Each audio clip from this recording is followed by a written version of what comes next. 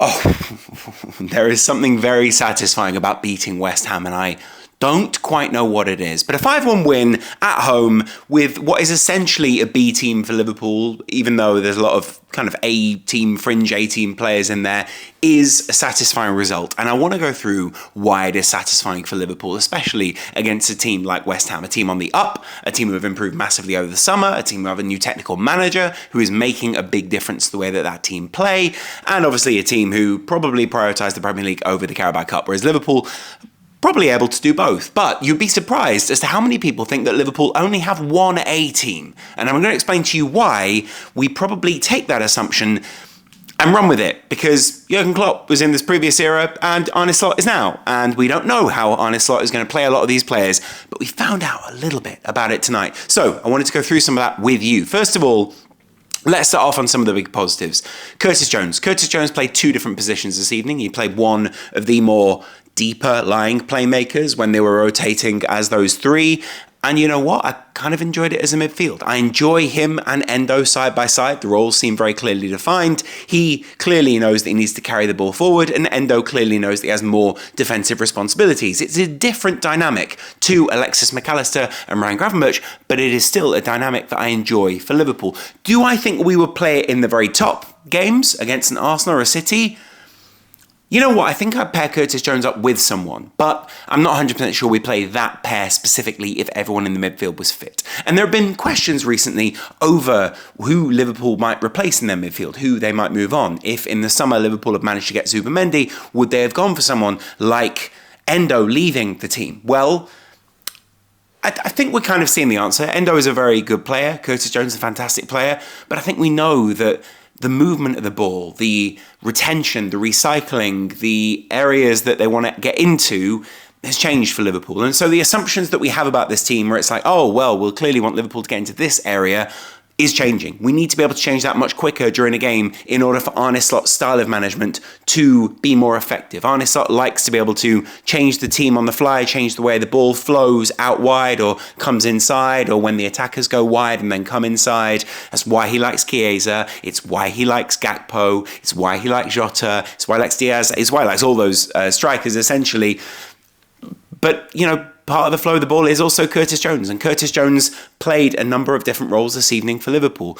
Slightly deeper. I still find him, I wouldn't say he's the most preferable of deep players, but I think he's really adapting. I think he made a great comment post-match talking about, I've been injured, so you can't necessarily judge me in this period, and I completely agree. I think we entertain that idea that maybe for a little while, you know, Curtis Jones was one of the guys that came up under Klopp.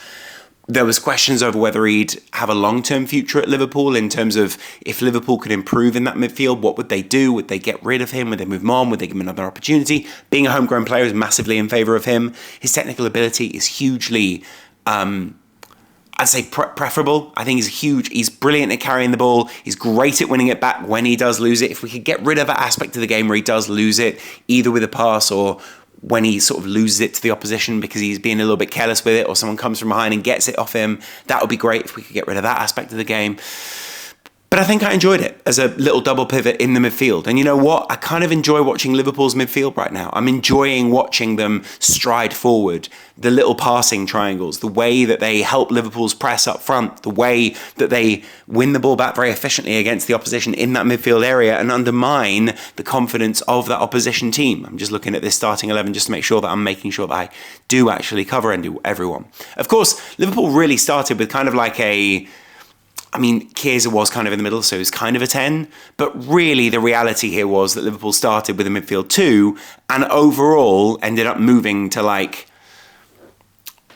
was really like a midfield 1 and then a midfield 3 immediately ahead of that, able to press, where it was like Nunez, Diaz, Jota, and then 2 wide guys who'd be cutting inside. They put a lot of pressure on that West Ham midfield and that back line, and obviously in that midfield they won it back relatively quickly, fairly often. They were trying to take the sting out of the West Ham attack. Very often actually West Ham's attack got beyond it and got a lot of just being able to go at Liverpool's centre-backs, two centre-backs who I think are very good in their own individual right, but haven't played as part of a system, hasn't played as part of this system in a real game yet. And so they have Bradley, Quansah, Gomez and Tsimikas. Talk more about Tsimikas in a second.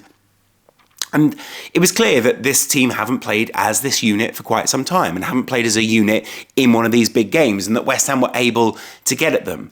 That was very clear on set pieces where Liverpool conceded their first goal. Endo ricocheting the ball off Quansah after Alvarez caused a load of trouble in there.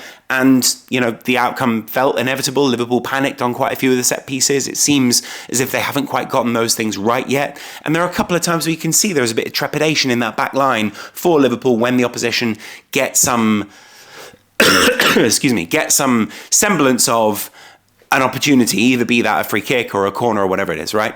Even no matter how far it is, no matter where they are in the game, I think at the moment Liverpool don't look as confident as they could do from those positions. I think that's a fair criticism. And it's clear still that the Arne Slot weakness that every other manager has seen is ball between the fullback and the centre-back, and you'll get some sort of joy out there in some fashion. Fair enough. I think Liverpool are more than willing to play with those odds. It's probably why they're looking at goalkeepers. It's probably why they still think Kelleher's a fantastic goalkeeper and Alisson is a fantastic goalkeeper, but they want a goalkeeper who can work from those wide angles where Liverpool are going to push those players.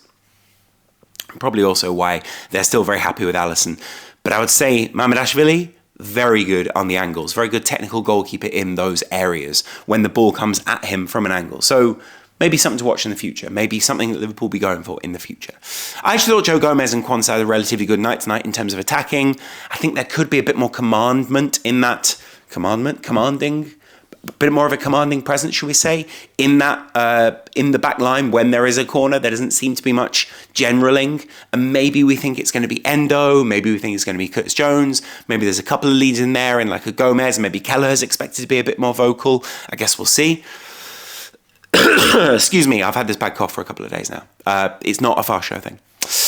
And then, you know what? I actually really enjoyed Jones driving forward. I enjoyed his combination play. I think Jones is best when he has something to sort of play into, when he has a very clear play style that he wants to play, all right? So whether he's the 10 or the 6, he works better when it's like Joe is behind you, Jones is in midfield, like you've got that clear guy behind you, you can drive forward. And it was clear also when McAllister came on that he also really enjoyed that aspect of the game. He got forward a little bit more. McAllister also got forward. Liverpool just enjoying playing a team who clearly didn't fail, but like crumbled under the pressure a little bit. And they've done the same against AC Milan. At the moment, I think we're still wondering or looking at what Arne Slot's style is, right? And there's times where I think we misread that style, where we kind of go, oh yeah, like, Klopp would have done this, or this is the way Liverpool play, so this is how he plays. And the analysis seems slightly off. It's very broad analysis on Sky, of course, but like the analysis seems slightly off of what Liverpool are trying to achieve right now. So yeah, I get it. Like, we're still reading where Liverpool are at, but ultimately what we're seeing is Arne Slot enjoys control.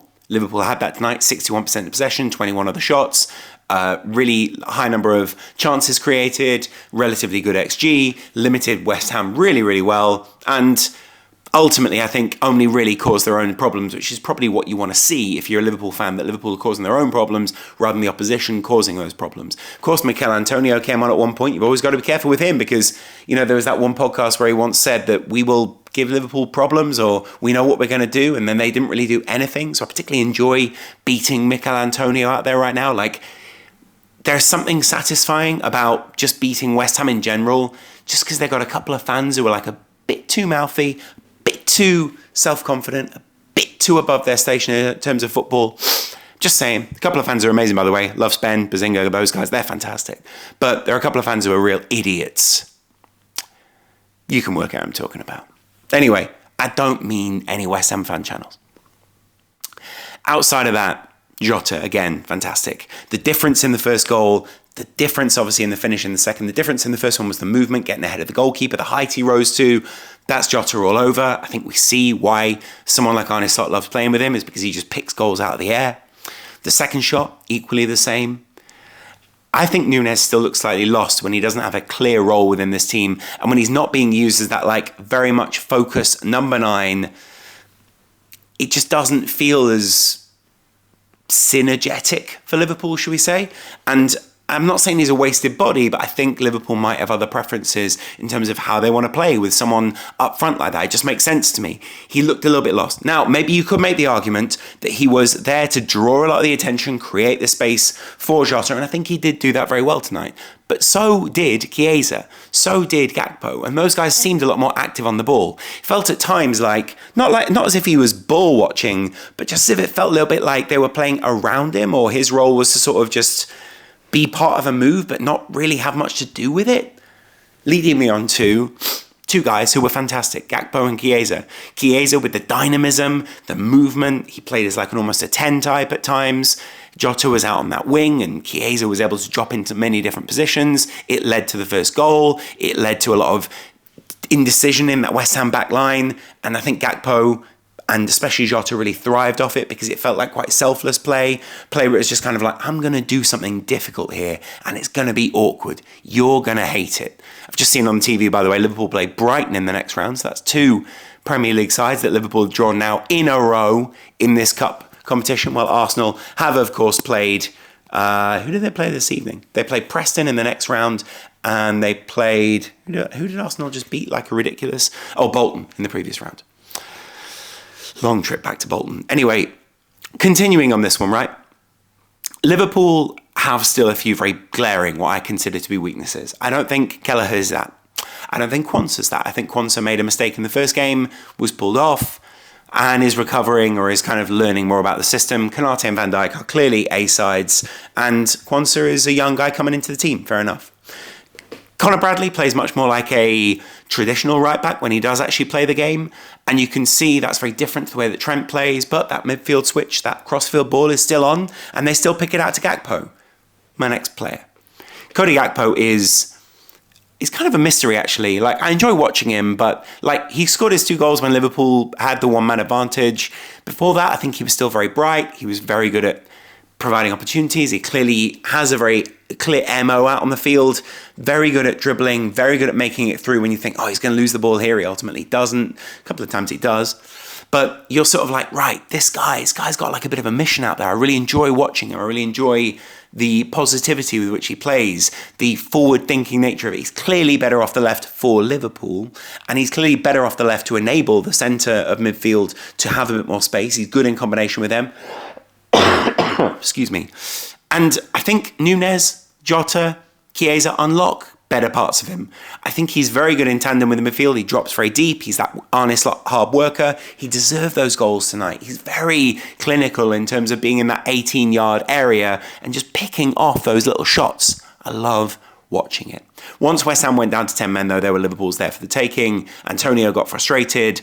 Of course, it was a silly tackle from Alvarez. I thought it was actually quite vicious on Mo Salah. He was clearly aiming for the ankle. Felt a little bit bizarre. But Mo had already got his goal. Mo was clearly giving them trouble, and they were getting very, very frustrated out there. That is the risk in these games of playing a team who Liverpool are not massively above, like they're still a Premier League side. But and we've seen this in a couple of games now, Arne Slot and this system outthinks the opposition, they get very frustrated and they start throwing in some random tackles here and there. You can see the frustration in the opposition. And frankly, like, it's a little bit worrying because big players end up getting injured in these moments, and that is horrific. But ultimately, a 5-1 win seems fairly routine. It was the first like real blowout for Liverpool, I think. Like, real game where you're sort of like, oh, we absolutely bossed this here.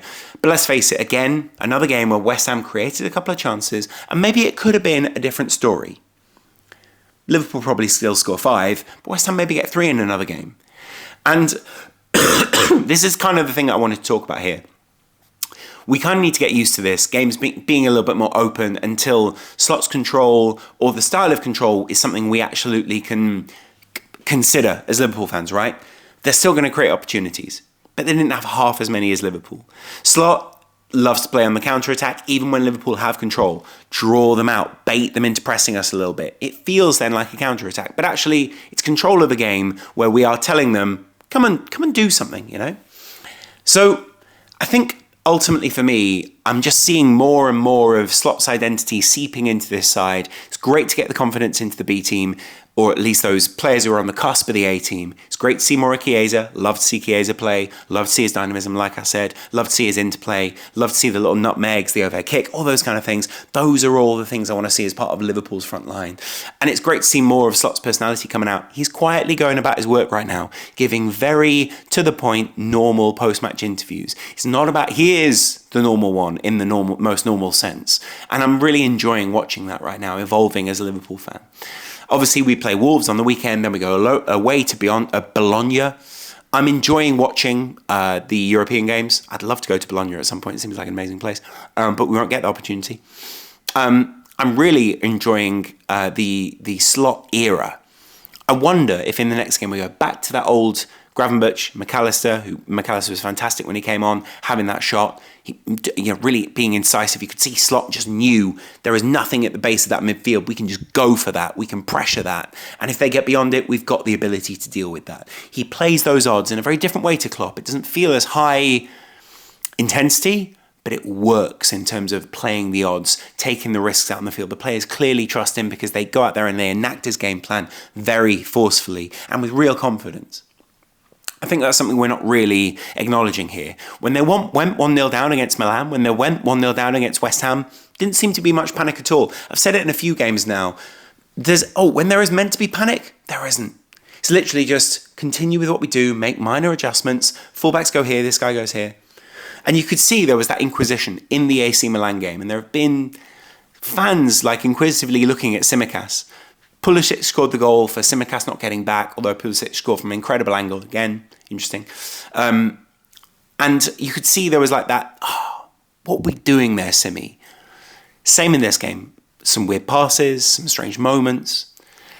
I think it's quite clear that Liverpool love Tsimikas, but it's difficult to find a better backup than Tsimikas, right?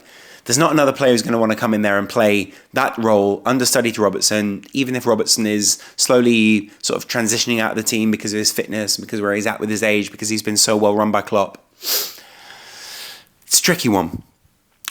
I'm kind of willing to forgive some of the mistakes that he makes because I think going forward he's fantastic and the energy that he brings, the dynamism and the movement and the overlaps that he brings, I really love. But those defensive lapses could have cost Liverpool in this game. And that is what frustrates me most. There seems to be moments where he is willing to put everything on the line, but his actual execution doesn't quite seem to be there, and that frustrates me a lot. And then finally, Chiesa's first touch. Even in the last game, there were a couple of moments where it sort of got away from him a little bit, or he made a couple of wrong decisions, possibly because he's working in a new system, and maybe he was used to what would happen at Juventus, where he could get the ball, play it back, and it was sort of right, now we're going, Vlahovic alongside him, a couple of other people where that would kind of work. Doesn't work so well in this Liverpool team right now, but I would actually just put it down to a loose first touch. I'm not saying therefore he's a bad player. There's a couple of times just where the opposition win it back after his first touch, and you're sort of what could have been there? The pitch was opening up in front of him. Hopefully he can kind of take that element out of his game. When the ball's fizzed into him, he can begin to control it, turn and move away. I think we'll see a lot more of Chiesa almost having a Salah-like impact on the team, where Salah very often receives the ball in limited space, works his way through it and works his way away with it. If Chiesa can do that, I think there'll be an even better player in there. And he's already a very high-class player for a very good price, good wages, just a good player. West Ham will be frustrated tonight. You could see they were getting frustrated. Lopetegui was clearly getting frustrated. The players were clearly getting frustrated. Game after game, I think teams expect to come up against the Liverpool team they can challenge, beat, undermine the confidence of. And game after game, we've been seeing, apart from that Nottingham Forest game where they did seem to undermine the confidence, did seem to catch Liverpool on an off day, did Nuno Liverpool, we can see Liverpool slowly growing in confidence, but going out there, enacting the game plan, doing something positive. Let me know in the comments below what you guys think. I'll be doing another unpacking video tomorrow of everything that's going on at the moment at Liverpool, and I really look forward to seeing your thoughts in the comments. I'll be down there commenting in there as well. Get in the Discord, get on the Patreon, and I'll chat to you guys in there or down there in a little while. Much love. Bye.